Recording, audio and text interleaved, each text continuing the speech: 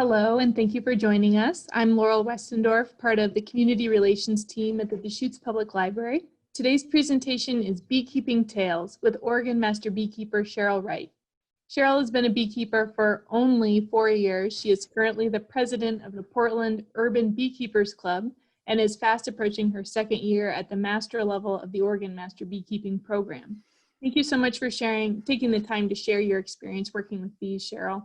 Thanks, it's a pleasure to be here. So I'd like to start with, I titled this slide, What Surprised Me Most in the 4 years that I've been keeping bees. And I think it's because we all come to, we all have our ideas about what anything in the world means. And I thought that beekeeping, I knew it would be challenging, but I didn't really understand exactly how challenging it would be. So the purpose of this presentation was to enlighten those of you who might be interested in keeping bees as to what's exactly involved with beekeeping. So these are my surprises over the last 4 years. So as a brief overview, I just wanted to talk about what you should know about bees before you get your first bee. I'm going to go over a little bit what the beekeeping year looks like, and then we're going to talk a little bit about how to house your bees and some estimates on what it costs to get into beekeeping. Then we're going to talk a little bit about basic operation of the bees, how they organize their nest, and the different ways that you can choose to keep your bees. A little bit about purchasing your bees. And then bee stings, what people should really understand about bee stings, because if you keep bees, you will be stung. And then what can go wrong with bees, the parasites, the varroa mites, and then the diseases that we look for when we keep bees. And then the fact that honeybees need regular care, not as much maybe as your dog or your cat, which do need daily regular care, but seasonally they need more care, which would be weekly care, and sometimes daily and every other day care, depending on weather situations. And then I wanted to talk a little bit about the joys of beekeeping, because it's not all hard work and smoke and bee stings. There are some things that are really quite fun about keeping bees. So I would like people to understand that beekeeping is both complex and complicated, which means that there are a lot of interactions that happen within the colony of bees that drive honeybee behavior. And then also it's complicated in the sense that things aren't always linear, and some things are counterintuitive and paradoxical. And so to understand that, it's really an intellectual pursuit. So I recommend Dewey Caron. He is a University of Delaware professor, and he also has other appointments at Oregon State University as affiliate faculty, and he wrote this great book called Honeybee Biology and Beekeeping. He is an entomologist, and he studied honeybees for his entire career, and now he's currently working in Bolivia studying the Africanized honeybee, and he does a lot of research with how to help people keep bees in these indigenous areas of Bolivia to prosper and to use their honey, and so as an economic and an agricultural purpose. So in his book, which I read cover to cover twice, I began to understand the sociality of honeybees and what that means and how we can keep our bees, the role of the communication via pheromones inside the hive. And pheromones are these chemical messengers that every living organism has, but the bee uses them quite intensively in their communication, so that, for example, when you get stung by a bee, at the sting site, an alarm pheromone is released, and this smells very richly of bananas. And what it does is it tells all the sisters in the hive exactly what the next mark is, so that when you get stung by one, you can quickly expect to be stung by 50 or so. And so understanding this will help you understand why, when you do get stung, you need to move away quickly, and we'll go more into that.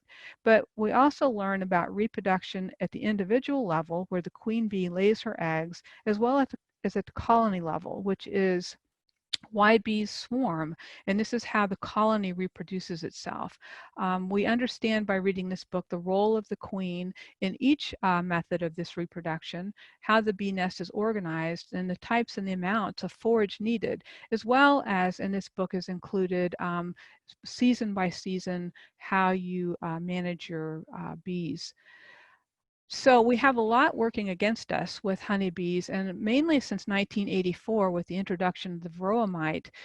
This came over from Asia, and it was living fairly harmoniously with another strain of the honeybee, which was called Apis cerana. And the honeybees that are in our culture, in the Western and European honeybee, is Apis mellifera. And the reason that the mites are so damaging to Apis mellifera is because it has a slightly longer brood duration, and the varroa mites breed underneath the capped brood. So by having more ability to produce more mites, the varroa has quite decimated the Western honeybee, the Apis mellifera, and not only through eating the fat bodies of the bee, but by the viruses they transmit, which are quite devastating, and we'll look at a few of those viruses. In addition, we have to deal with bacterial and fungal diseases, which have been around for a long time, and then the relatively newer introduction of the pesticides, herbicides, and fungicides, which may not directly kill the bees, but some of the fungicides and herbicides do alter their behavior in the nest, and researchers are documenting this quite clearly. It seems to affect the navigation as well as the queen's ability to lay good patterns, good brood. And then we have our general problem of lack of forage with the intense mono agriculture practices that are happening in our larger agricultural areas. Because in the past, we had hedgerows and we had fields of wildflowers so that the bees could forage on some of the agricultural crops, but could also have access to the wildflowers and the other things that provided lots of nectar and pollen. And then we have the changes in climate patterns, which seem to be changing the way that the forage is blooming and the timing that the forage blooms with the timing of the bees and their natural expansion and brood expansion and contraction, which happens in the bee year. So it's a lot to think about when you start to keep bees. So I just wanted to go over the beekeeping year just to give you a general sense of what the major activities are. In spring, which we define as March, April, and May, we have to examine our bees to make sure that they have enough food. And the way we do that is we just heft the hive, we lift it to see if it's heavy enough. And the bee food, of course, is honey, and it's the byproduct of pollen, which is bee bread. And this bee bread is the pollen that the bees have fermented and made into this substance that they feed to their young. And this is their main source of protein. So without enough carbohydrate in the form of honey and the bee bread, the protein, what we have is we'll have underdeveloped or inadequately nourished brood, and then this shortens the bee's lifetime, and then it's just a downward cycle if they're not fed well enough. And in spring, they can actually completely starve to death. So this is why we never, excuse me, take honey from a first year hive that we're starting from a package or a swarm. We want to make sure they have plenty of food to last through the winter and early spring. The other thing we want to look for in spring is we want to see if we've overwintered and this is a second year hive, if we need to split. If we don't split this hive, then what we'll have is we'll have a swarm in May and June. And when we have a swarm, what happens is we lose about half of our bees. So if we're keeping bees for honey production, you're going to have a dramatically decreased amount of honey because half of your bees have left. So these are the reasons why swarm mitigation is so problematic. It requires you opening the boxes, looking for queen cells, evaluating if you have too many bees in a box. And again, you can do everything right and your bees can still swarm. So there's a lot of things that are happening that we don't quite understand still with why honeybees swarm. It's a very strong reproductive urge that they have. And then in spring, we're starting to look at our mites. We begin mite counts in spring, and then we want to add the honey supers, which are the smaller boxes we add on top, which is where we're going to encourage the bees to produce their honey. And we're going to put a queen excluder between our honey supers so that she doesn't get up into those new boxes and lay eggs, which will thwart our ideal of collecting honey. In summer, which is June, July, and August, we're going to continue to monitor our honey supers, and if they get full, we're going to harvest. We're going to be doing multiple mite counts. Every 4 to 6 weeks, we should be taking samples of bees, and then based on what our counts are, we'll be doing treatments. And it's important to remember that there's only one substance that we can treat mites with and leave our honey supers on. So we'll have to be judicious about how we treat. And then we're going to be feeding in these months to prepare for our overwintering, making sure there's plenty of carbohydrate in the form of pollen, bee bread, and carbohydrate, which is sugar and honey, and then the protein, the bee bread, and the pollen. And if we don't have enough pollen, which was true for this year, then we're going to be adding pollen patties in order to get those bees really ready for the winter. So you can see that we're always working ahead of the curve in the sense that we're always thinking ahead of the bees and preparing for the season that's going to be coming. In the fall, we're going to be thinking about hornet and yellow jacket mitigation because now those insects are looking for easy food, and if your hive is weak, they will move right in and they will decimate your bees and steal all of the honey. And then other honeybees from stronger hives, if your hives are weak, will also be robbing. And so we generally do this with robbing screens and monitoring. And again, we need to continue to follow those mite counts and treat for mites, because in the fall is when our highest mite counts will be. And so we've been monitoring all season, but this is when it becomes extremely crucial that we get those treatments on and make sure that we have a low mite count, because if you have a high mite count in the fall, this colony will not make it through the winter. And we know this by a lot of intensive research. This is something that is a definite. And then again in fall, we're going to be feeding carbohydrate and protein, and just to make sure that they have plenty of stores.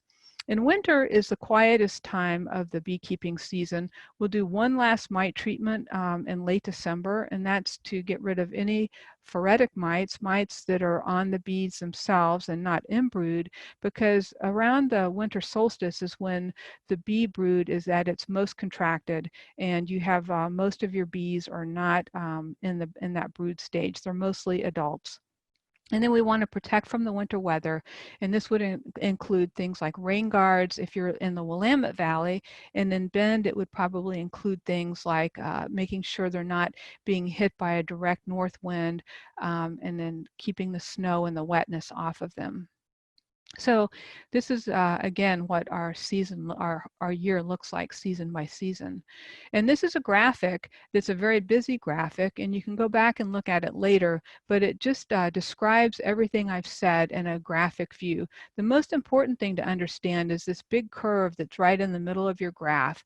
And this shows you how honeybees start in January and February and March. They start building brood, and their colony starts expanding, expanding, expanding up until about the summer solstice. So really by June 21st, your bees have stopped expanding and now they're moving into the contraction phase. And so this is important to understand when you're talking about feeding and treating and how you're managing your hive. And then again, the varroa mites are added in here. And again, it's a very complex slide. So we'll move on from that. So there's a lot of different ways to keep your bees. There's these ideas of bee-centric beekeeping, and then there's the ideas of keeping the bees so that it's handy for the beekeeper.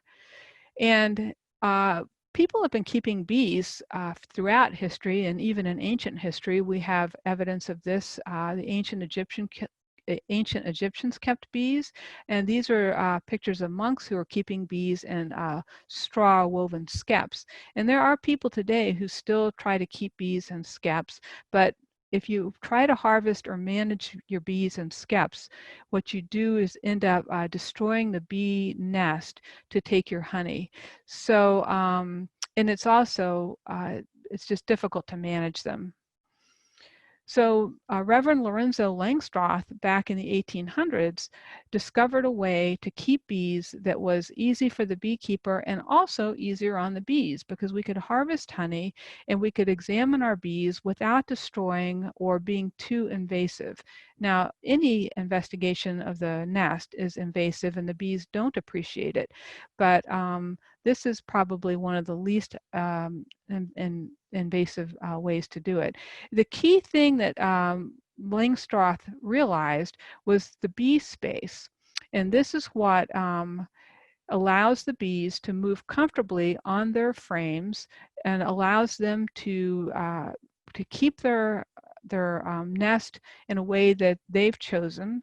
And you can see on the lower right hand side of your screen, this is a Warré hive, but you can see that in this frameless method of keeping bees, that the bees, when they put their comb in, they have put it in with a very specific spacing so that they can get around and do their work. And it's defined as a 3/8 inch gap. And from the center of the comb to the center of the comb is about 1 1/4 inches. So another important thing I want people to understand is your initial setup expenses. So beekeeping can be quite pricey. And on the left-hand column here if you decide to keep 1 colony or 2 colonies or 3 colonies. In general, when you first get into beekeeping, if you have the space and the time and the money, it's great to be able to keep 3 colonies or 3 hives. And the reason why is because it lets you see the difference between your colonies. And I started with 3, and one of them died pretty quickly out of the gate because the queen failed, and I was a new beekeeper and I didn't recognize it until too late. And by the time I got around to thinking about requeening, laying worker had taken over, and then the bees were refusing to accept a queen. So these are the things I learned. A lot of times if people just start off with 1 colony or 1 hive, if they lose it, they're really lost for the rest of the year. So at least 2 and ideally 3 will give you an idea, and you will learn a lot more starting off that way. But if you go over and you look at what that cost, you have your standard startup, which is your protective equipment like a bee suit, your hive tools, and your smoker, which is going to cost you on the upper end of $210, which is a sunk cost. And then if you start with the Langstroth 10 frame, you can see that a 1 is going to cost you about $350. And then if you do a package, it's going to cost you about $135. And if you start with a nuke, it can cost you as much as $350. Nukes are going for about $200 right now a piece. Or you can catch a swarm if you're really lucky and intrepid, and those are free. But you can see that you can start out keeping bees anywhere on a high end of $910 all the way up to more than $2,000. So I want you to think about that before you jump right into it. The other thing to think about is if you do decide to go with the Langstroth hive, there's an 8 or a 10 frame equipment, and this just talks about the frames in the boxes. You can either fit 8 frames in there or you can fit 10 frames. And why would you do that? It's mainly about weight. So if you're an older person like I am, you have to think about lifting these boxes, and it's an awkward lift. So you have to use really good body mechanics, and you have to understand that these deep frames down here are about 9.5 inches tall, and they will weigh about 80 pounds. So trying to lift these boxes full of bee honey and all the other stuff that's in there can really hurt your back. And if you go with a 10 frame, it's about 10 pounds heavier. So lifting these boxes here, if you can see my cursor, are the honey supers, and lifting these off of about 2 feet a height, it can be about 60 pounds. But if you have a 10 frame equipment, it can be up to 70 pounds. So this is one reason why many women and older people will completely forego these deep brood chambers, and they will do all honey supers, or the mediums we call them, simply because they're easier to lift and easier to maneuver, and the bees really don't care. if they're in a 9.5-inch box versus a 7-inch box. So again, if you're going to get into it, keep in mind your back and using good body mechanics, and remembering you have to really be strong and agile to lift these boxes, or have a friend who will help you. Now you'll hear colony and hive used interchangeably when we're talking about honeybees. And what does that mean? So basically a colony is simply an assemblage of bees living together in a cohesive unit. So here you have on the left-hand side a colony of bees who are living outside, and maybe they're living in Florida where they can get by with living outside because they don't have the extremes of weather. A hive is simply any structure that you put your bees into. So that can be a Warré hive, a top bar hive, you get the idea. It's just the physical structure. So whether you refer to your bees as a colony or as a hive, either is correct. They can be used interchangeably. Now inside the hive, whichever type that you decide to purchase, they're always going to set their nest up in the same way. So you're looking here at a Langstroth frame, which means you've got wood on all 4 sides to support the comb. And they will always put the honey in the top corners of the frame. They will always put the pollen somewhere between the honey and the brood, and in the center is where they're going to put their brood, their young. They're going to lay the eggs and have their capped brood. So this is what the nest will always look like. So when we go through the different hive types, I will show you what that looks like on the inside. So this is the flow hive, and this has become quite the fanciful thing that people think is the greatest thing since sliced bread. It's been out for several years now, and what you have is it's quite spendy, and it's the bottom box here is that standard deep that I showed you before on the Langstroth hive. It's Langstroth equipment, and you can get 10 or 8 frame equipment. Now, the first year that you get your bees, you're not going to be able to use your flow hive because the flow part of it is what we would call the honey super. So you would have to start off with a standard Langstroth configuration. What the flow hive is it's this plastic artificial type little cells that the bees will go up into, and you must use a queen excluder because you don't want your queen up here. And they will put the honey inside these cells just like they would any other type of unit, any other type of honey super, except they've not built the wax. It's there for them, and it's rigid plastic. And after they get it all filled up, what you do is you insert a long metal key into these little holes here where my cursor is, and that key fractures these cells. You can see the fracture lines here, and then what happens is the honey flows out the front through this tube that you insert. So people use it, people like it, and it does keep you from having to do things like spin your honey down. So again, if you're really feeling like that's something you want to try, feel free to do that.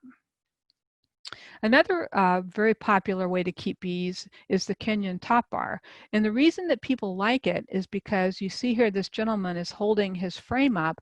It's very easy on the back. You don't have these big heavy boxes to lift. It's all in this what we call a horizontal array. And this is basically the configuration, and it's something that usually you will put together, but it's fairly easy to build. You buy them as kits. They're about $250. And when you harvest your honey, this is an all honey frame right here, it's all destruct. So you have to completely destroy that. Unlike with the Langstroth where you can spin it down and then the bees can reuse the drawn comb, that's one disadvantage. The disadvantage I've seen in the Willamette Valley is that due to our cool winters and our wet winters, they don't do well because it's hard to insulate this hive and keep them warm. And if you don't get a screen bottom board, it's also difficult to treat for mites. So these Kenyan top bars were developed in Africa, and the Africanized bee does very well in them because the Africanized bee does not have a problem with mites. The Africanized bee tends to have smaller colonies, and it's generally more weather appropriate for hot, dry climates. But this is what it looks like inside the Kenyan top bar hive. These are the top bars that they're referring to, and the bees have drawn out this new comb here. And this is the nest that we talked about. You can see the brood is in the center part, and the honey is stored up in the upper corners, and then there's usually a band of pollen right below the honey and above the brood. Another type of non-framed configuration is the Warré Hive. And this is, it's an entity unto itself. This might look like a Langstroth, but it's not. The boxes are much smaller. The bees draw out their own comb, so there's nothing framed. And whenever you add to this box, unlike the Langstroth where you add a box on top, you add the box on the bottom of the Warré. And there's a cloth here that keeps it insulated and a quilt box. So if you are into beekeeping and you're into Warré, you need to find books about Warré beekeeping, and you need to be mentored by a Warré beekeeper, because you can quickly kill a bunch of bees by getting your box order wrong or getting things not right. We saw this at our club. We kept a Warré hive, and a Langstroth beekeeper got in there and did what they thought was the right thing and would have been the right thing had it been a Langstroth, but we almost killed the entire colony of bees. So inside, ideally, a Warré, you want to see their comb nice and lined up like this, and then you pull the bars out just like you did in the top bar for inspection. But what can go wrong is a lot. And the same thing can go on in the top bar, and that's where you get honeycomb that looks like this on the right hand side. Now this might be beautiful for a photograph, and we'll all see the heart shape in it, and we think, oh, isn't that lovely? The bees love us and we love them. But actually, if you're trying to manage bees and harvest honey and treat for mites, this is a bit of a nightmare. So it takes a lot more management to keep these combs nice and straight. You have to level the hive and make sure that you're not off level at all for both the top bar and the Warré, because if you get off level, all of your comb will start leaning, and then it will get all cross combed, and it's quite the nightmare to manage. Now this is a long Langstroth, and I couldn't find any pricing on this, so that tells me it's probably quite expensive. But the idea is it's like the Langstroth, but instead of being a vertical array like the Warré and the Langstroth, it's a horizontal array similar to the top bar.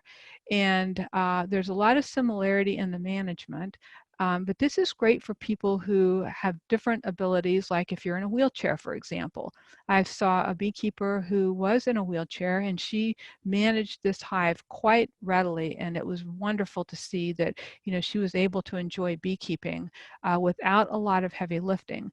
So this might be also good for somebody who doesn't want to get into the heavy lifting. Again, the bees, instead of going up, will just develop their nest going longitudinally. And the Langstroth is what you see most commercial beekeepers using. It lends itself well to the management. It does require the heavy lifting, and these are all the parts of a Langstroth hive. So you have your bee stand, you have a bottom board which can be screened or it can be solid, but in our climate we recommend a screen bottom board. You have the deep super, which is about 9.5 inches tall, and then you have the queen excluder for when you put your honey supers on, and then you have your supers, an inner cover, and then you have a telescoping outer cover. And this is what it looks like to your left, all put together. And generally speaking, you can get an entire setup for about $350. Inside, what you have is you have a frame which is has wood on all 4 sides, and this allows you to lift the frame up in its entirety without damaging or breaking your comb. It also allows you to flip it around upside down, and as you'll see when we do the video that shows me doing a simple inspection, you don't have to worry about breaking the comb. It's quite secured. And you'll see in the video that accompanies this, there's 2 ways to do this. I use a plasticell foundation, which gives the bees something to work off of, and some people will put in just wire and then let the bees put in their own wax foundation. So different strategies have different purposes. When you have the foundation and you go to use something like a motorized extractor, it gives more rigidity to the whole structure of the frame to allow you to put the drawn comb back in to let the bees use it again. And you can see on the right-hand side, when we talk about drawn comb, we're talking about the wax cells that the bees have built up. And this drawn comb saves you a lot of time season over season because it lets the bees go in and get right to work putting brood in the cells, honey and pollen. So it saves the bees a lot of time and effort. Now, if you decide to purchase bees versus catching them in a swarm, there's two basic ways to do that. You can purchase a nuc, which is 5 frames. A nuc is an abbreviation for a nucleus hive, and they're usually 5 frames. And the idea is that you have a queen who has already been introduced to the workers. She's already laying eggs and brood, and so you have like a little mini beehive. And then you have a package, which is essentially about 3 pounds of bees that have been shaken out of a bee hopper, and they do this in the commercial yards, and then they throw a caged queen in. They don't know each other. They're all getting together for the first time, and there are pluses and minuses to both. The minuses to the nuc is what we're seeing in Oregon is we're seeing people sort of putting it's not really a nucleus hive that's a real well-integrated system. What they're doing is they seem to be taking frames of brood and then some bees, shaking them in, and then putting a caged queen in. And this is sort of not what the idea is about. Also, when you purchase a nuc, you're buying somebody else's frames and the wax. And in that wax, there can be diseases. And so I would caution people to think about that, or if they do buy a nuc, to be very careful to inspect it before they take it to make sure there's no gross evidence of disease before they walk away with it. When you purchase a package, although bees could be exposed to diseases and you can still have mites, you're really starting fresh and clean. There will be no brood diseases because there is no brood. And just personally, I've had far more success with a package that I treat for mites before I even put in the hive, and then they do very well. You are also buying somebody else's varroa mites when you purchase a nuc, more likely than not. It's very easy to install a package of bees. You just shake, shake, shake, and stick the queen in, and it's very simple. They're very calm. These bees do not come out stinging. Nobody's aggressive in the spring, and that's an important thing to remember. With the 5-frame nucs, you just transfer those frames into your box. All right, let's do a little transition and talk about bee stings. So how concerned should you be about keeping bees and bee stings? So a lot of people think that they're allergic, and if they have general swelling, they claim that they're allergic to bees. And that's probably not always accurate. There's only about 0.3 to 0.5% of people in the United States and really worldwide who are allergic to stinging insects. And the important thing to remember is unless you know for sure and you've been tested by an allergist, you don't know if you're allergic to a honeybee sting or a wasp sting or a yellow jacket sting. And it is important to understand that. So the relative risk, and this is taken from this article in 2012 of people who will die from bee stings in the United States, taking all comers, all stingers, only about 40 people died in 2012. Where if you look at dog bite fatalities, it was 42, lightning strikes, 51, car accidents, 33,000, influenza, even more. And now with COVID, we know that we're losing even more people than we would ever think to lose by a stinging insect. Having said that, though, becoming a beekeeper will increase your risk for becoming allergic to bee stings if you are susceptible.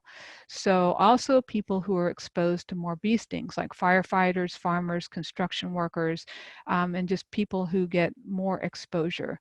So I have known beekeepers who were not allergic before they kept bees and then incurred multiple stings and then started noticing that their symptoms were getting worse and worse and worse. So The anatomy of a bee sting is also very important to understand. Now, this is only talking about honeybees, because wasps and yellow jackets, when they sting you, can sting you multiple times, and they take their stinger with them. But when a honeybee stings you, first of all, only the females have stingers, so the big fat drones will not sting you. But when she stings, she has given up her life for the colony. So she inserts the stinger. It has a barb on the end, and as she pulls herself away, her entrails come out along with this unit, this sting unit. And this sting unit includes a venom sac, a muscular diaphragm that will continue to pump venom after she's flown away, and then the insertion point with the barbed stinger. So it's incredibly important that if you're stung by a honeybee, to take your fingernail, your hive tool, whatever you have, and get that stinger out as soon as you can, because even an 8-second delay in getting that stinger out will increase your reaction by 30%. And what sort of reaction are we talking about? Well, if it's a typical reaction, it's swelling. If it's anaphylaxis, it can make a big difference in your survival of this incident. So what's in a bee sting? Well, we've compared here the honeybee, the wasp, and the hornet. So you can see that there are different chemicals in the honeybee sting than in the wasp and the hornet sting. And likewise, different chemicals in the hornet and the wasp sting. But probably the most important thing I want you to take away is the lethal dose of venom needed to kill someone. And so basically with honeybees, it's about 2.8 milligrams per kilogram, which comes out to be about 1,100 stings. And that's quite a few. And this is in a non-allergic person. And we call that venom toxicity. And you can see when you look at the wasp and the hornet that it's quite a bit more than the honeybee. So that tells us that the honeybee stings are slightly more potent. But again, not many people will die from this. Now, what is a normal bee sting reaction? So anybody who gets stung will have swelling and redness in the area of the sting. They will have intense burning pain for about 10 minutes, and the itching and the swelling will persist for about 5 days, sometimes less, sometimes more, depending on how quick you get that stinger out. So here are some examples of what we would expect from a bee sting. These are not allergic reactions. As you can see, this hand has swollen about twice the size. The face, and this is why we always wear a bee veil when we work with our bees, even if we're just going out to change the sugar syrup, you just don't want to get stung around your sensory organs. This is going to be a real problem. And then the lower left-hand corner, you can see this sting is not as severe. It's swollen about a half a time, again, larger. But the key point of this is if you have a ring on the finger of the hand that's been stung, immediately take that ring off, because otherwise we might have to cut that ring off in the emergency room. Now, what is not normal? So we worry about a phenomenon called a wide local reaction. And what this means is that you're stung on your hand, but you experience generalized itching all over your body, or a tingling in your mouth, or a little bit of a shortness of breath, or swelling of the entire arm, or swelling in a part of the body that's not been stung. This can be a prelude to anaphylaxis. So if you notice that you have a wide local reaction, an unexpected reaction, do see your healthcare provider, get an allergist referral, and then have yourself tested for a true allergy. And it's also obviously not normal to have anaphylaxis. Now, anaphylaxis is, it can be very, very sudden within 30 seconds. It can be something that somebody will just collapse, and many times we diagnose a myocardial infarction when actually in the emergency room that person might have had an anaphylactic reaction, but because that triggered a heart attack, we don't get that information. So it can be a sudden collapse, or it can be a slower reaction where you have mouth swelling, a lot of tingling, shortness of breath, difficulty breathing, but it can also present atypically, which is important to remember. It can be sudden diarrhea, loss of control of the bowel or bladder, fecal or urinary incontinence, extreme abdominal pain, uterine pain, and then loss of consciousness. So even if you have an EpiPen and you administer it, you still need to call 911, because anaphylaxis can be a biphasic event, which means that somebody can have the event, have an epinephrine dose, seemingly get better, but then relapse into the anaphylactic reaction. I strongly recommend that if anybody thinks that they're allergic to stinging insects, to see an allergist and get venom desensitization therapy. This has been shown to be very successful in a meta-analyses of many studies. And then you don't have to ever worry about an EpiPen or being in a situation where you're not even around honeybees. Maybe you're at a party or a picnic and you get stung, and maybe you don't have your EpiPen with you. If you've had venom desensitization therapy, then it becomes a non-issue. So I've had friends who've had this, beekeepers who've had this done, and again, they were very pleased with the results. Here are some examples of some atypical reactions to a bee sting. On the right, you have what we call a localized allergic reaction. So you see blistering, and this is not a normal reaction. And then to the right, you see an infection. And anytime you have something that breaks the skin, you have you have the possibility of getting an infection just from the staph and the flora that lives on your skin.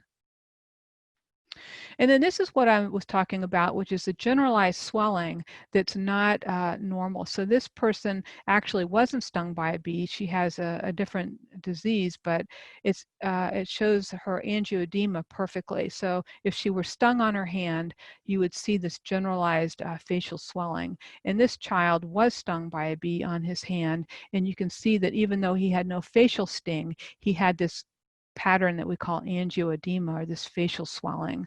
Anytime you see swelling of the lips, you can anticipate that there's swelling of the airway as well. Okay, so we can get sick from bees, and bees can get sick too. And this is the part of keeping bees that requires you to be vigilant and to do your regular inspections. So Varroa destructor, this is a close-up picture of the beekeeper's arch nemesis. And they're cute little things. If you were to see them in real life on a white piece of paper, they're about the size, maybe about half of an apple seed. They are visible to the naked eye, and they scurry just like a crab side to side. And this is the varroa mite cycle as it intersects with the honeybee life cycle.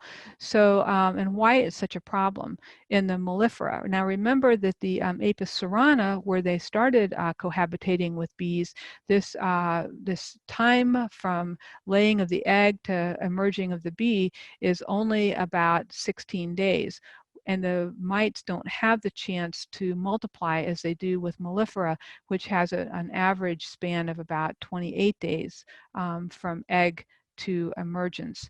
So the queen lays the egg falls over, it becomes a larva. The worker bee is feeding the larva, and what's happened is this mite has become phoretic on this worker bee. Now, where did this original mite come from? It could have come from a forager who went out and robbed a sick hive that was infested with varroa, and she brought him back on her body. Or this worker, the forager, could have landed on a flower, and the mite could have dropped off of another bee and jumped onto the worker from the flower. We have photographic evidence that this happens. Anyway, it finds its way back into the nest, and this is the foundress mite, the mite who finds her way into the cell with the larva. She's female, and she gets herself all toasty up in there, and the worker caps this pupae, and this is the pupating phase of the bee. And this foundress mite will lay one egg that will emerge as a male, and she will lay another 2 to 3 eggs, which will be females. And then those brother and sister mites will breed with each other, and then they will come out not with just the one mite that went in, but with multiple mites as these mites have bred, and this leads to the infestation. And as I said, what these mites are doing, in the old days, we used to think that they were more tick-like and that they were sucking blood or hemolymph. But new research has shown us that these mites are actually chomping on the bee's fat body. So they're just taking little bites out of this bee. So the bee is compromised both in her own physical health, as well as the viruses that are transmitted to this bee through this process. So here are a couple of photographs of the varroa mite pulled out from the larvae, and you can see that they're just chomping. And you can see this comb around this bee is showing us a lot of chewed comb, and so we can see evidence of mites. Even if we didn't see the actual mites, we would know that this hive was probably infested just by looking at the comb around the larvae. And this is another busy graph that just shows you that we had, as the mites go through their season, they begin to exponentially grow up until about the fall. So August and September is when they reach their height of population. So that's why we want to start monitoring back in the spring and treating in the spring, because we do not want to get our mite levels this high, because if you have mite levels in your hive this high in fall, this is essentially a dead hive, and you might as well just euthanize it because it will not survive the winter. It will be diseased. And so here are some of the viruses that can be transmitted from the varroa mite. And this is deformed wing virus. You can see the normal bee wing on the upper left-hand corner, and you can see what these wings look like with this virus. And this is it's a pretty sad thing to see. I routinely photograph my bees and examine the photographs to see if I have any evidence of this deformed wing virus. It's it's very present here in the Pacific Northwest. And I see it not in my bees, but many people do see it. The second virus that we get quite predominantly here in the Pacific Northwest is acute bee paralysis virus. And the bee in your upper left-hand corner with the red arrow is, as you can see, shiny, and it will be trembling with rapidly progressing paralysis. And you will see the other bees in the colony trying to drag it out. Again, it's shiny, and so if you compare it to a normal dead bee here, you can see that this normal honeybee has a lot of fuzz and fur on it. So this is the bee fuzz, and you can see that this is not present on this sick bee. So again, it's another reason why I routinely photograph my bees and look for any evidence of this virus in my colonies. And then there's the black queen cell virus, and this is a queen cell. And if your bees can't requeen themselves, then your hive is doomed. And so normally this queen larvae should be nice and white and glistening. And as you can see, just like the name suggests, it looks quite not well. And of course, this is a dead queen cell, a dead queen.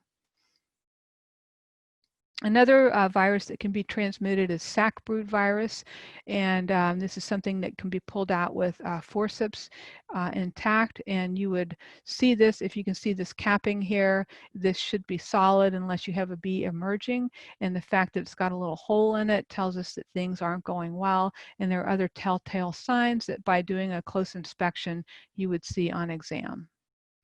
Now we're going to move into diseases that are not directly caused by varroa mites, and American foul brood is a big problem in beekeeping.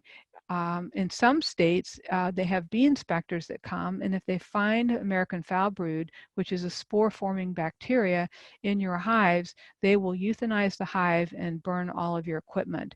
So it's really a big deal.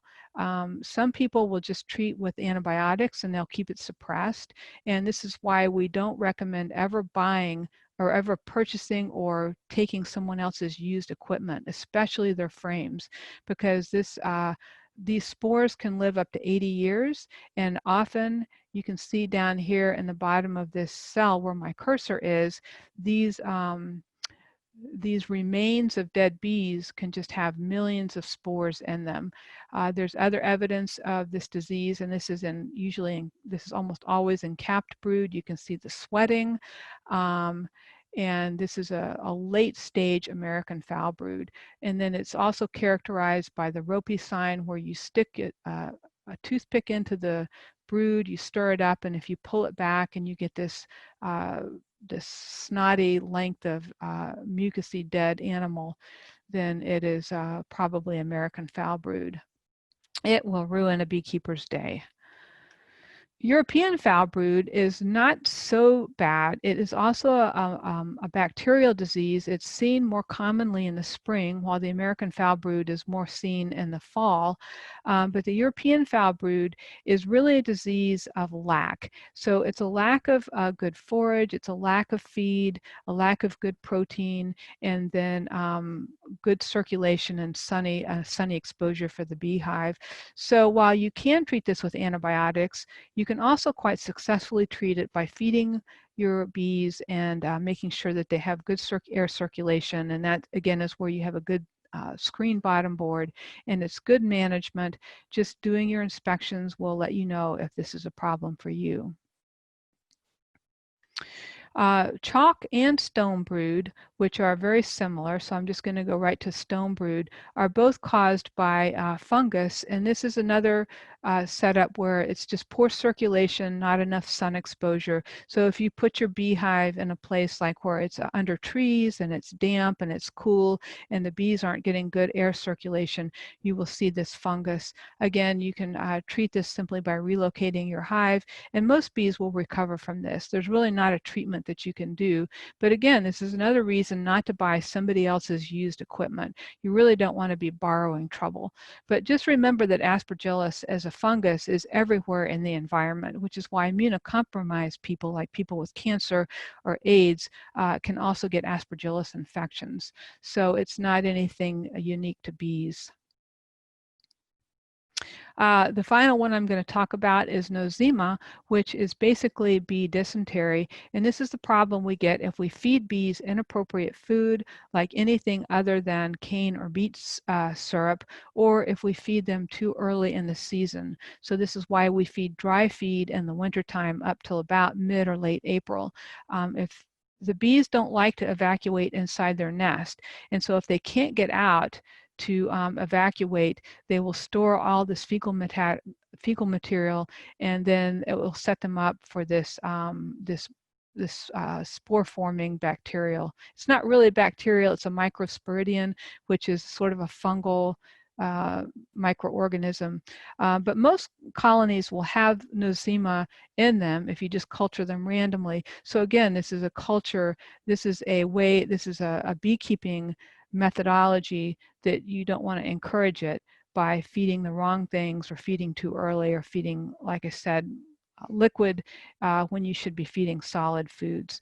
Generally speaking, it doesn't take the whole hive out, but it will shorten the bees' lifespan. It will decrease their brood and their honey production. So you do want to try to avoid that. So again, bees need regularly scheduled care, and it's a hassle. You have to get in there, you have to pull out your frames, you have to look at them, you have to look at each frame closely, each cell closely to make sure that you don't have early signs of disease. Early intervention is the key. Oops. So that slide was part of the video that's going to happen afterwards. So feeding, just real quickly, the easiest way to feed in the spring and the summer after April is sugar syrup, 1-to-1. And you put it inside the beehive and you let them come up through the hole, and then they feed on it. Underneath are the bees. Pollen patties are the protein I talked about, and you just lay that on top of the frames, and you can see that they've eaten almost this entire pollen patty, so they do like it. And then this is the solid fondant that we feed them during the wintertime, and again, we just put it on top of the frames and they go right on up and eat it. And then the varroa mite treatments that we do, there are a lot of different ones. We're not going to get into it in detail, but this upper left-hand corner here, this is a gentleman with his respirator on, treating with oxalic acid. And you can also use Apiguard, which you just put in on the top bars. Like Apivar is another substance. It's a little bit more chemically, and you put those strips down in between the frames, and this emits, it's a drug-eluting strip that emits a chemical called amitraz, which is also used on cattle for tick control, and the bees tolerate this well. Another thing that we can do is we can do brood breaks where we cage the queen, and that's what this is demonstrating in the lower right-hand corner. And so by giving brood breaks, then we give the bees time to have a point in time where the mites are all phoretic, and then we can treat the mites when they're not hidden under the brood, under the caps. And then on the lower left hand, this circle is exhibiting the fact that we are breeding queens now to be hygienic. And the way we test to see if the queen is laying hygienic workers is by freezing with frozen carbon dioxide or dry ice. We freeze some brood, and then we look to see if the workers will pull those damaged brood out and discard them. So this would be evidence that we have a good hygienic queen working in this hive. And so now we're going to move to the best parts of beekeeping, which are extracting the honey. This year was an impressively dismal honey year, and mainly because of the juxtaposition of the cold, wet weather with the bloom, and the bees weren't able to get out, and there was so much rain that the nectar became dilute. But I was able to pull about 8 frames and leaving the bees with plenty more honey for themselves. So I got about 2.5 gallons of honey, and this is a motorized extractor, and the extraction is just a big centrifuge, and we spin it down. And then afterwards, we set the extractor out and we let the bees clean up all the residual honey, and that's what they're doing here, and they do a very good job. And they appreciate getting back what I can't use or can't get out of the extractor. And then bees are really fun things to just have around. They're curious like cats. I sit out on the deck with my bees quite often and I just watch them. You know, they don't run over and just try to sting you if you're not interfering with them. They're like I said, when you keep bees, it becomes quite engaging to try to get a good photograph of them. And these are a couple of my photographs. And then this is just what my bees look like. I keep them on my deck about 20 feet off the ground. And these are examples of nice, strong hives. I'm very pleased with how my bees are doing this year. And over in the corner here, you see their water source. And you can see that I'm right next to them filming them with my camera, with my phone. And they're not giving me any trouble at all. They're just doing their thing. My husband barbecues out there with them, and they're completely non-obtrusive. And I like to keep my bees close because I like to watch them, monitor them closely, look at their wings, make sure they're not sick. And it does require quite a bit of time to take good care of them. And that's the end of my presentation. So I'll take any questions. And then if you have any swarms or you want to learn more about your beekeeping in your area, you have 2 excellent resources. One is the Oregon State Beekeepers Association, and their website is below. And the other one is your local bee club, which is the Bend area, Central Oregon Beekeeping Association. And you can go to their meetings. I know that the Central Oregon Beekeeping Association is Zooming their meetings, so that you can join by Zoom and you can get mentors. And if you have the stamina, it's a lot of fun and it's very intellectually stimulating. So thank you for your time and your attention. I hope this was helpful. That was a fascinating foray into the world of beekeeping. It takes such an immense amount of knowledge, is what I'm realizing. So. And I'm always amazed, like what I really wanted to say was what amazes me most is how people will go to Costco, buy some equipment on sale, come home, buy a package of bees and have absolutely no idea what's going on. And I can't believe that people do that, but they do. Yeah, well, it's just the biology, the socialization. I mean, well, first of all, let's show a couple examples of a swarm and a basic and easy inspection that Cheryl has filmed first. So we'll go to that.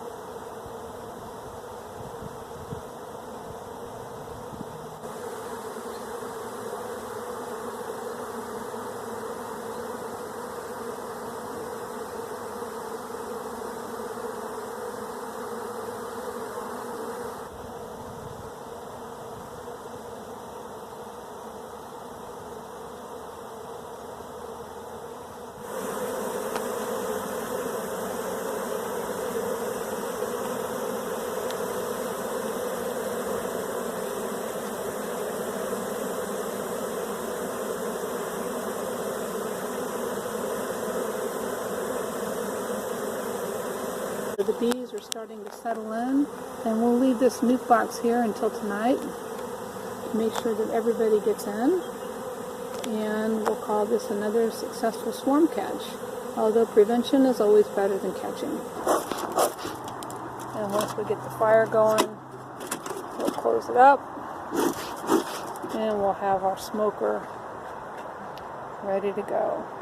Okay, so today we're going to inspect this hive.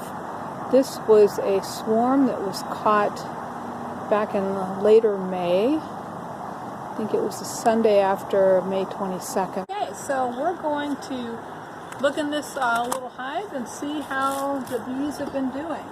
So first we're going to take off the telescoping inner cover, and we've been feeding these bees. So this is the 1-to-1 sugar syrup. We're going to take that out. And if you go ahead and look down in the hive, we'll take off this extra hive body. This is just mainly for the sole purpose of feeding the bees. You can see that we have this is a Vivaldi board, and the bees are really right up in here. So this is a good sign. This is a good population of bees. So we're going to just gently put a little bit of smoke in here. This is to just kind of calm them down and to disrupt any pheromones. Make sure it's not too hot. And mainly this is for in case they start getting really excited. But for the most part at this stage, they should be fairly gentle. So we're going to crack this open, and they have all glued this down with propolis. So it's quite sticky. Okay, so this swarm has done amazingly well. All 8 frames are completely filled, and if you can see, we have a nice tight pollen brood here, lots of bees, and in the corner we've got honey where my thumbs are. So this has been an extremely successful venture. This is brood all the way out to the 8th frame, so that means that this group of bees is ready for a second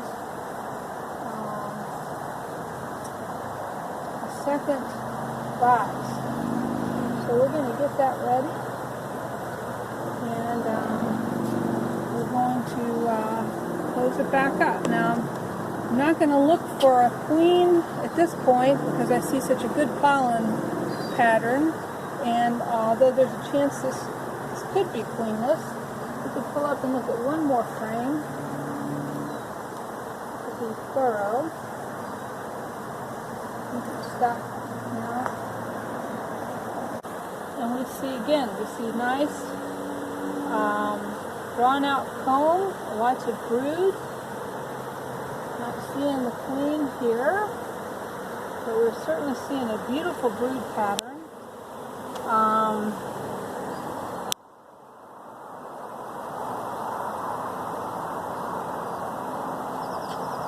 So we'd say this colony is doing really well. The main problem with this colony right now is it's under-resourced as far as frames. So we're going to put that back and fix that problem. Okay, you can stop by adding all of that wax foundation. And that's called the whiting, is what we saw, all that beautiful wax drawn out. So give them more to work with, and they will be happy bees. One of the things that you said really caught me. It was that beekeeping can be counterintuitive and paradoxical.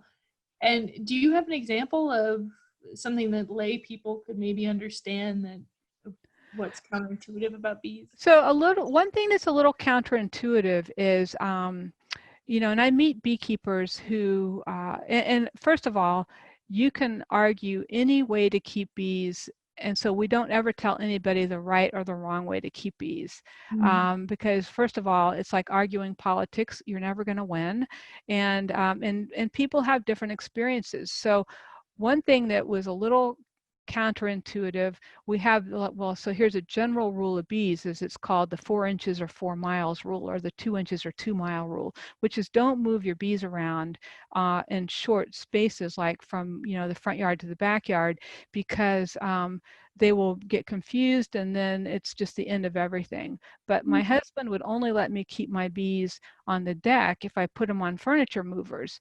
so that he could sand and refinish the deck when it needed to be done. So I was so embarrassed, I wouldn't even tell anybody I did it. So it was a little counterintuitive, and it goes against all the bee lore that you can move your bees, but I put them on these furniture movers and I move them all the time. And it takes them maybe a couple of days to figure it out. And then they figure out, oh, you know, it's moved, it's over there now. And they eventually, I never go out at nighttime and find a bunch of lost bees. I mean, everybody's always in their boxes by bedtime. So that's one thing that was a little counterintuitive based on the bee lore of, you know, 2 miles or 2 inches. So again, but that's not exactly the example I wanted to give. That's more of the example of don't let anybody tell you how to keep bees, because you may have an idea that nobody thought of, and people might make fun of you, but again, it might work for you. So, you know, that's why it's like in medicine, we say never, never, never, always. So you can't make hard and fast rules. But one thing that's a little counterintuitive is people say, well, the more you go into your bees and inspect them, the more you stress them out. And the more you stress them out, the more you, we all know that stress can cause an organism to have, they can be less resistant or less resilient. So the more stressful you make your bees, the more stressed out they are, the less resilient they may be, then they may be more predisposed to illness or disease. But counterintuitive to that is the more you inspect them, the more you can actually catch disease early. And catching it really early is the key. So you might think, oh no, I should let them do their own thing and they'll be healthier. The less I go in, the less I bother them. But that's not exactly true, and that's not what the science tells us. So, and I always tell new beekeepers to get in there and inspect at least once a week, because inspection is a motor skill. And the more you exercise that motor skill, the more facile you'll be with your tools and the handling of the frames, the more comfortable you're going to be with your bees. And the more comfortable you are, the less you're going to squish them, and the less nervous you're going to be around them. So that would be one example. And paradoxical, I think that people think that bees are a wild animal. And so what I've seen is I've seen a far extreme group of beekeepers who have said, I'm not going to feed my bees, I'm not going to inspect them, I'm not going to intervene with them at all. I'm going to catch this swarm, I'm going to put them in a box, and if they can't make it, then that's their own tough luck, they deserve to die. And so I find that a little paradoxical, because yes, they are wild animals, and they would die in nature. But if you just support them a little bit with a little bit of food and treating the mites, then it's going to be like any other livestock animal. They're going to do better if you manage them. And so I think that's a little bit of the paradox in beekeeping, that yes, they are wild animals, and they are livestock. So it's just, again, a philosophy about how you think about beekeeping and bees as what they are. I mean, like, I have named every one of my bees. You know, for me, they're like pets, okay? I talk to them out in my neighbor's garden. It's like a disease, and I'm okay with that, you know? I hate squishing each and every one of them. It's a pain to my heart.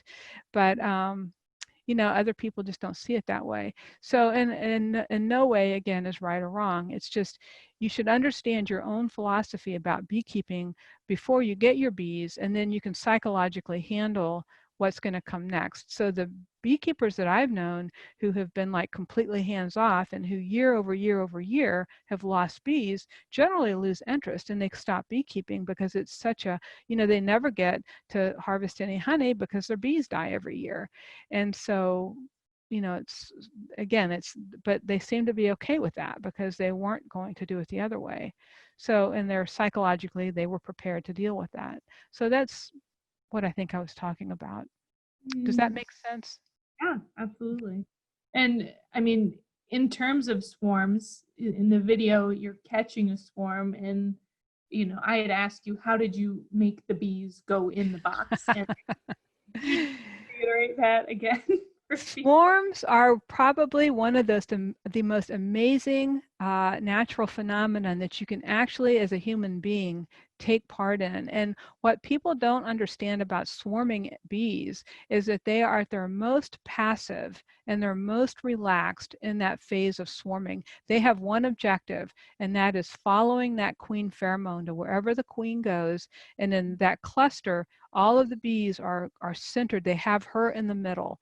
And they have nothing else on their mind but her and finding a new home. Think about an adolescent male, okay, and the whole impulse to reproduce. It's like that. It's like that is all they're thinking about. And so the fact that I stood in the middle of that swarm and filmed, and the bees would land on me and the bees would swarm around me, but they have absolutely no interest in me. It's that queen that they are focused on. So again, they will not come out and sting you. You can just sit right in the middle of them and just enjoy watching them. And then once they settle on a branch, which they do prefer branches, but they will settle on anything, airplanes, cars, whatever, then at that point you can just shake them into a box. Or I saw an amazing video of a guy who took them and with his hand, and he just gathered them a handful at a time and put them in a box. And it was just the most amazing thing I had ever seen. I just shake them and do just one vigorous, violent, put them all in the box. And then I moved the box over onto the other side of the fence because I was encroaching on a neighbor, his house. He wasn't home, so I didn't actually technically have permission. But then I took that sheet and it was underneath the whole thing, and I shook the rest of them into the sheet and then grabbed them up by the four corners and took them over and then laid them down. And then they just did their thing. The march to the queen is what I call that segment. And they just like all got in the box. And by evening time, they were all tucked in. Wow. Yeah. How many times have you done that? That was probably my fourth or fifth swarm catch. So probably, like, I can't imagine the first time doing it. Right. The first time I was really lucky because I was called on a swarm call. We have a swarm hotline in Portland. And then the woman called me back immediately and said, "Oh, never mind. The beekeeper came and he got his swarm." And I said, "Okay." And then the next day she called me. She'd kept my number and she said, "They're back. They're back." And so what can happen is they have things called after swarms. And so a hive can swarm itself to death. And so what happens with an after swarm is the first swarm, your mated queen, the original queen, leaves. And then she leaves a virgin queen behind who then has to get mated and then set up the shop. Now she's got all the stores, so she usually does well. But sometimes you can have a virgin queen that will swarm as well. And so like that's another third of your hive. And so he got his queen and his original back, but then I went and collected the virgin. And after swarm, it was only about the size of a softball. So it was very manageable. It was very easy. I just caught it in a little box and took it home. And it did so amazingly well. I mean, within like 3 weeks, it had filled up then complete. She got herself out and mated, and it was like the example that's on the video. I had brood all the way out to the last frame in the box. It was just amazing how well she did. So I got a little baby swarm to begin with. It was nice. Yeah, it's a little bit more manageable. A training swarm, if you will. I know when I saw it, I was like, I don't know what I would do if I saw that many bees just out and about. Well, just sit back in amazement, and then you can call those swarm hotlines. Beekeepers are crazy about getting these bees. And so you just have to call either the OSBA or your Central Oregon beekeepers. I'm sure they have a swarm hotline too. And within 30 minutes, a beekeeper will be out there to take them away from you. Because if you go back to that slide where I illustrated how much bees cost, it's $200 worth of bees. And some people will just catch them, set them up, and then sell them. So it's a commodity. Okay. Well, I'm glad someone's taking care of it. Somebody that wants those bees, yes.